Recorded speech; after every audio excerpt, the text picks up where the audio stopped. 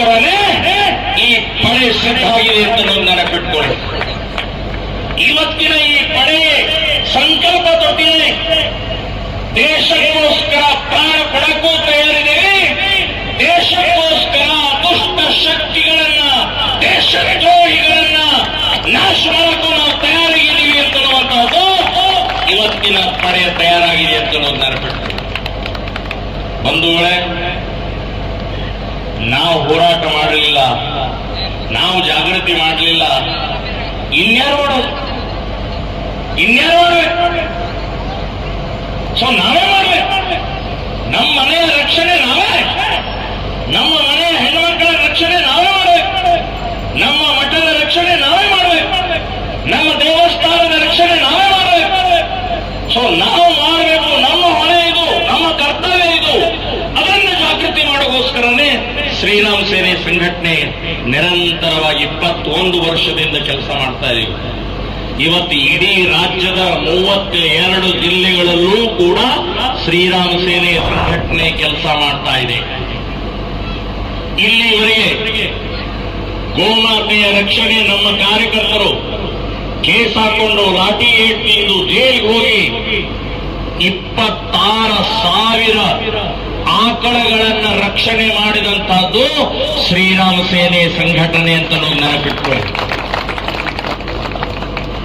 ಹಿಂದೂ ಹುಡುಗಿಯರು ಕ್ರಿಶ್ಚಿಯನ್ ಮುಸ್ಲಿಮರ ಜೊತೆಗೆ ಓಡಿ ಹೋದಂತವ್ರನ್ನ ವಾಪಸ್ ತಂದು ಮನೆಗೆ ತಲುಪಿಸಿದ ಸಂಖ್ಯೆ ಎಷ್ಟು ಗೊತ್ತಾ? 4,600 ಹುಡುಗಿಯರನ್ನ ವಾಪಸ್ ತಂದಿದ್ದೇವೆ.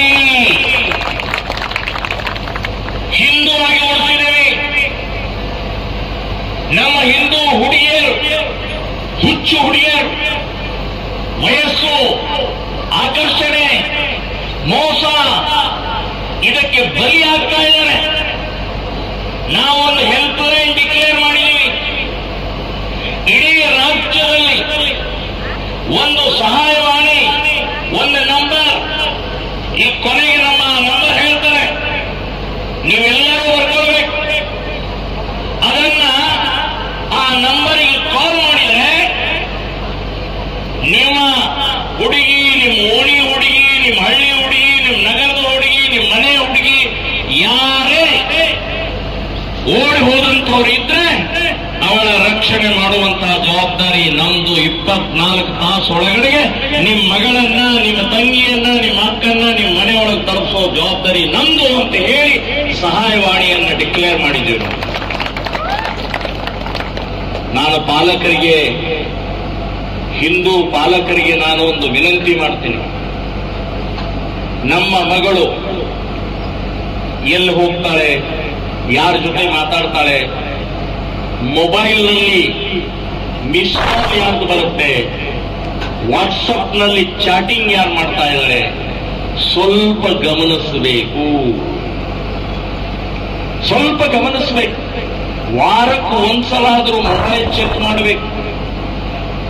ಸಂಡಾಸದೊಳಗೆ ಛತ್ತಿನ ಮೇಲೆ ಹೋಗಿ ಗುಜು ಗುಜು ಗುಜು ಮಾತಾಡ್ತಾ ಇರ್ತಾಳೆ. ಅರ್ಧ ಗಂಟೆ, ಗಂಟೆಗಟ್ಟಲೆ ಮಾತಾಡ್ತಾ ಇರ್ತಾಳೆ. ನಮ್ಮ ತಂದೆ ತಾಯಿಯರು ಎಷ್ಟು ಮುಗ್ಧರಿರ್ತಾರಲ್ಲ, ನಮ್ಮ ತಂದೆ ತಾಯಿಯರಿಗೆ ನಮ್ಮ ಕಾರ್ಯಕರ್ತರು ಹೋಗಿ ಹೇಳಿದ್ರೆ, ನಮ್ಮ ಮಗಳು ಬಹಳ ಒಳ್ಳೆದವ್ರಿ, ನಮ್ಮ ಮಗಳ ಬಗ್ಗೆ ನೀವು ಮಾತಾಡ್ಬೇಡ್ರಿ, ನಮ್ಮ ಮಗಳು ಹಾಗೆಲ್ಲ ಮಾಡೋಲ್ರಿ, ನಮ್ಮ ಮಗಳ ಲವ್ಗೆ ಗೊತ್ತಿಲ್ರಿ, ಬಹಳ ಸಂಸ್ಕಾರ ಇದೀರಿ ಅಂತೇಳಿ ನಮಗೆ ಹೇಳ್ತಾರೆ. ಆದ್ರೆ ಹೊರಗಡೆ ಏನ್ ಮಾಡ್ತಾ ಇದ್ದಾರೆ ಅಂತ ಗೊತ್ತಾಗೋದು ನಮ್ಮ ತಂದೆ ತಾಯಿಗೆ. ಅದಕ್ಕೆ ನಾನು ತಂದೆ ತಾಯಿ ಹೇಳ್ತಾ ಇದ್ದೀನಿ, ವಾರಕ್ಕೆ ಒಂದು ಸಲ ಅವಳ ಕೈಯಲ್ಲಿರುವಂತಹ ಮೊಬೈಲ್ ಅನ್ನ ಚೆಕ್ ಮಾಡಬೇಕು. ಎರಡನೇದು, ಕಾಲೇಜಿಗೆ ಹೋಗ್ಬೇಕು. ನಮ್ಮ ಮಗಳು ನಿರಂತರವಾಗಿ ಕಾಲೇಜ್ ಬರ್ತಾ ಇದ್ದಾಳೋ ಇಲ್ಲೋ ಅಂತ ಹೇಳಿ ಅಲ್ಲಿ ಪ್ರಿನ್ಸಿಪಾಲು, ಹೆಡ್ ಮಾಸ್ಟ್ರು ಯಾರಿದಾರೋ ಅವ್ರು ಹೋಗಿ ಕೇಳಬೇಕು. ಸ್ವಲ್ಪ ಲಕ್ಷ ಕೊಡಬೇಕು.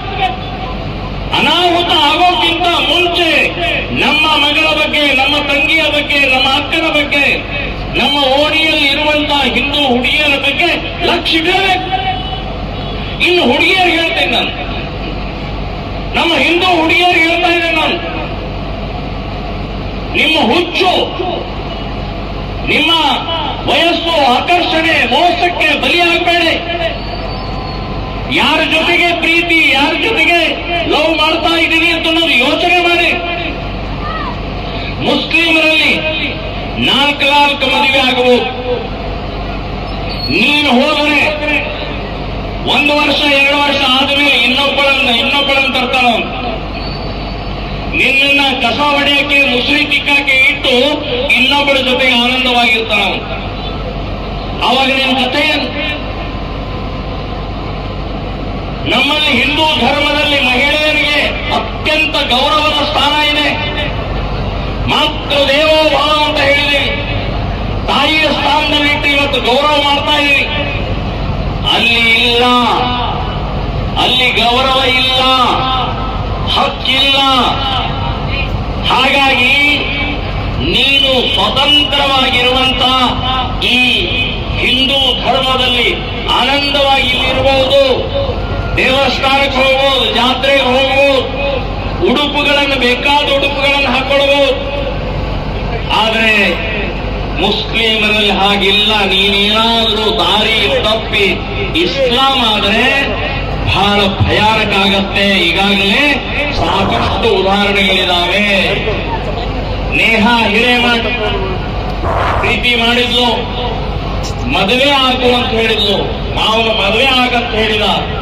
ಅವಾಗ ನಾನು ಮದುವೆ ಆಗುವುದಿಲ್ಲ ಅಂತ ಹೇಳಿದ ಮೇಲೆ ಹಾಡು ಹಗಲೇ 4 ಗಂಟೆಗೆ ಕಾಲೇಜಿನ ಆವರಣದ ಒಳಗಡೆಗೆ ಸಾವಿರಾರು ಜನ ವಿದ್ಯಾರ್ಥಿನಿಯರು ಓಡಾಡ್ತಾ ಇದ್ದಾರೆ. ಅಂತ ಇದರಲ್ಲಿ ನೇಹಾ ಹಿರೇಮಠನ್ನ 27 ಬಾರಿ ಚಾಕುವಿನಿಂದ ಎಳೆ ಹುಡುಗಿಯನ್ನ ಕೊಂದು ಹಾಕಿದಲ್ರಿ. 27 ಬಾರಿ. ಏನ್ ತಪ್ಪು ಮಾಡಿಸಕ್ಕೆ? ಪ್ರೀತಿ ಮಾಡಿದ್ದು, ಮದುವೆ ಆಗುವುದಿಲ್ಲ ಅಂತ ಹೇಳಿದ್ದು ಅಷ್ಟೇ. ಸೊ ಅಷ್ಟಕ್ಕೆ ಕೊಂದು ಹಾಕೋದ? ಈ ಕೊಲೆ ಸಂಸ್ಕೃತಿ, ಹಿಂಸೆ ಕೊಡುವಂತ ಸಂಸ್ಕೃತಿ ಎಲ್ಲಿಂದಿದೋ?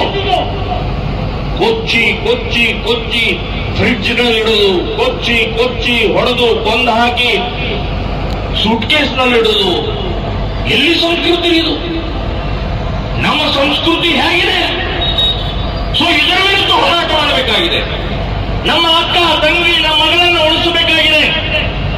ಒಬ್ಬ ಹುಡುಗಿ ಹೋಗ್ತಾ ಇಲ್ಲ, ನಮ್ಮ ಸಂಸ್ಕೃತಿ ಹೋಗ್ತಾ ಇದೆ. ಅವಳಿಗೆ ಹುಟ್ಟುವಂತಹ ಮಕ್ಕಳು ಈ ದೇಶಕ್ಕೆ ಬದ್ಧರಾಗಿರುವುದಿಲ್ಲ ಅನ್ನುವಂಥದ್ದನ್ನ ಗಮನ ಇಟ್ಟು ನಾವು ಎಚ್ಚರಿಕೆಯಿಂದ ಮಾಡಬೇಕಾಗಿದೆ ಅಂತ ನೆನಪಿಟ್ಕೊಳ್ಳಿ. ಸೊ ಆ ಹಿನ್ನೆಲೆಯಲ್ಲಿ ನಮ್ಮ ಪಡೆ, ನಮ್ಮ ಸೈನ್ಯ, ನಮ್ಮ ಸೈನಿಕರು, ಯೋಧರು ಇವತ್ತು ತಯಾರಾಗಿದ್ದಾರೆ. ಇನ್ನು ಮುಂದಿನ ದಿನಗಳಲ್ಲಿ ಒಂದೇ ಒಂದು ಹುಡುಗಿ ಮುಸ್ಲಿಮರ ಜೊತೆಗೆ, ಕ್ರಿಶ್ಚಿಯನ್ ಜೊತೆಗೆ ಹೋಗದೇ ಇರೋ ಹಾಗೆ ನಮ್ಮ ಪಡೆ ಅದಕ್ಕೆ ಸಿದ್ಧವಾಗಿದೆ ಅಂತನ್ನುವಂಥದ್ದು ನಾನು ಹೇಳ್ತೇನೆ. ಇಲ್ಲಿ ಕೇಸ್ ಹಾಕ್ತಾರೆ ಹಾಕಿ, ಲಾಠಿ ಹೇಗೆ ಕೊಡ್ತಾರೆ ಕೊಡಿ, ಜೈಲಿಗೆ ಹಾಕ್ತಾರೆ ಹಾಕಿ. ನಾದ್ರೆ ನನ್ನ ಮಗಳನ್ನ, ನನ್ನ ಅಕ್ಕನ್ನ, ನನ್ನ ಈ ಸಹೋದರಿಯರನ್ನ ಉಳಿಸುವಂತಹ ಕಾರ್ಯದಲ್ಲಿ ನಾನು ಹಿಂದೆ ಹಾಕುವುದಿಲ್ಲ, ನಾನು ಮಾಡೇ ಮಾಡ್ತೀನಿ ಅಂತನ್ನುವಂತಹದ್ದು ಸಂಕಲ್ಪವನ್ನು ಕೊಟ್ಟಿದ್ದಾರೆ. ಬಂಧುಗಳೇ, ಈ ದೇಶ ಸ್ವಾತಂತ್ರ್ಯ ಸಿಕ್ತು. ಸ್ವಾತಂತ್ರ್ಯ ಸಿಕ್ಕಿದ ನಂತರ 78 ವರ್ಷ ಆಯ್ತು ನಮಗೆ ಸ್ವಾತಂತ್ರ್ಯ ಬಂತು. ಸ್ವಾತಂತ್ರ್ಯಕ್ಕಿಂತ ಮುಂಚೆ ನಮ್ಮ ದೇಶವನ್ನ ಒಂದೇ ಘೋಷಣೆ ಇತ್ತು, ಸ್ವಾತಂತ್ರ್ಯ ಕೊಡಿ, ಸ್ವಾತಂತ್ರ್ಯ ಕೊಡಿ, ಬ್ರಿಟಿಷರೇ ಭಾರತ ಬಿಟ್ಟು ಹೋಗಿ ಅಂತ ಹೇಳಿ ಘೋಷಣೆ ಆಗ್ತಾ ಇತ್ತು. ಈಗ ಸ್ವಾತಂತ್ರ್ಯ ಬಂದ ನಂತರ 78 ವರ್ಷದ ನಂತರ ನಾವೆಲ್ಲರೂ ಇನ್ನೊಂದು ಘೋಷಣೆ ಹಾಕಬೇಕಾಗಿದೆ. ಭಾರತ ಉಳಿಸಿ, ಹಿಂದೂ ಧರ್ಮ ಉಳಿಸಿ ಅನ್ನುವಂತ ಘೋಷಣೆಯೊಂದಿಗೆ ನಾವೆಲ್ಲರೂ ಕೆಲಸ ಮಾಡಬೇಕಾಗಿದೆ. ಹಿಂದುತ್ವ, ಹಿಂದೂ ಧರ್ಮ, ಹಿಂದೂ ಸಂಸ್ಕೃತಿ ಅತ್ಯಂತ ಶ್ರೇಷ್ಠವಾದಂತಹ, ಇಡೀ ಜಗತ್ತಿನಲ್ಲೇ ಶ್ರೇಷ್ಠವಾದಂತಹ ಸಂಸ್ಕೃತಿ. ಸ್ವಾಮಿ ವಿವೇಕಾನಂದರು ಅಮೆರಿಕಾದ ಚಿಕಾಗೋಗೆ ಹೋದರು, ಸರ್ವಧರ್ಮ ಸಮ್ಮೇಳನ. ಆ ಸಮ್ಮೇಳನದಲ್ಲಿ ಸ್ವಾಮಿ ವಿವೇಕಾನಂದರು ಕೊನೆಗೆ ಕೊಟ್ಟರು. ಅವರು ಬಂದು ಎದ್ದು ನಿಂತು ಮಾತನಾಡಿದ್ದೀರು. ಅಮೆರಿಕಾದ ಸಹೋದರ ಅಂತ ಹೇಳಿದ ತಕ್ಷಣನೇ ಅಲ್ಲಿ ಇದ್ದಂತ 5,000 ಜನರ 10,000 ಕೈಗಳು ಚಪ್ಪಾಳೆ ಹೊಡೆಯಕ್ಕೆ ಸ್ಟಾರ್ಟ್ ಮಾಡಿದ್ರು. 5 ನಿಮಿಷ ನಿಲ್ಲಿಸಲೇ ಇಲ್ಲ. ಯಾಕೆ? ಅಮೆರಿಕಾದ ಸಹೋದರ ಸಹೋದರಿಯರೇ, ಇಲ್ಲಿವರೆಗೆ ಯಾರೂ ಆ ರೀತಿಯ ಸಂಬೋಧನೆ ಮಾಡಲೇ ಇಲ್ಲ, ಹೇಳಲೇ ಇಲ್ಲ. ಸೊ ಎಲ್ಲಿಂದಲೂ ಬಂದಂತಹ ವಿವೇಕಾನಂದರು ಈ ಅಮೆರಿಕಾದವ್ರನ್ನ ಸಹೋದರ ಸಹೋದರಿಯರು ಅಂತನ್ನುವಂತ ಸಂಬಂಧ ಜೋಡಿಸಿದ್ರಲ್ಲ, ಅದಕ್ಕೆ ವಿವೇಕಾನಂದರ ಬಗ್ಗೆ ಅಲ್ಲಿ ಅವರು ನಮ್ಮ ಧರ್ಮ ಅಂದ್ರೆ ಏನು, ನಮ್ಮ ಪರಂಪರೆ ಅಂದ್ರೆ ಏನು, ನಮ್ಮ ಸಂಸ್ಕೃತಿ ಅಂದ್ರೆ ಏನು ಅಂತ ಹೇಳಿ ಅರ್ಧ ಗಂಟೆ ಮಾತಾಡಿದ್ರು. ಇಡೀ ಜಗತ್ತಿನಲ್ಲಿ ಚಿಕಾಗೋದ ಭಾಷಣ ಪ್ರಿಂಟ್ ಆಗಿತ್ತು. ಅವತ್ತಿನ ಮರುದಿನಾದ ಎಲ್ಲಾ ಇಂಗ್ಲಿಷ್ ಪತ್ರಿಕೆಗಳಲ್ಲಿ, ಜಗತ್ತಿನ ಎಲ್ಲಾ ಪತ್ರಿಕೆಗಳಲ್ಲೂ ಚಿಕಾಗೋ ಭಾಷಣ ಪ್ರಿಂಟ್ ಆಯ್ತು. ಯಾಕೆ? ಭಾರತ ಅಂದ್ರೆ ಏನು, ಹಿಂದೂ ಅಂದ್ರೆ ಏನು, ಹಿಂದೂ ಧರ್ಮ ಅಂದ್ರೆ ಏನು ಅಂತ ಹೇಳಿದಂತ ಸ್ವಾಮಿ ವಿವೇಕಾನಂದರು ಅಮೆರಿಕಾದಲ್ಲಿ ಹೋದರು. ಸೊ ಅಮೆರಿಕಾದಿಂದ ವಾಪಸ್ ಬಂದು ನಮ್ಮ ದೇಶದಲ್ಲಿ ಜಾಗೃತಿ ಮೂಡಿಸಿದರು.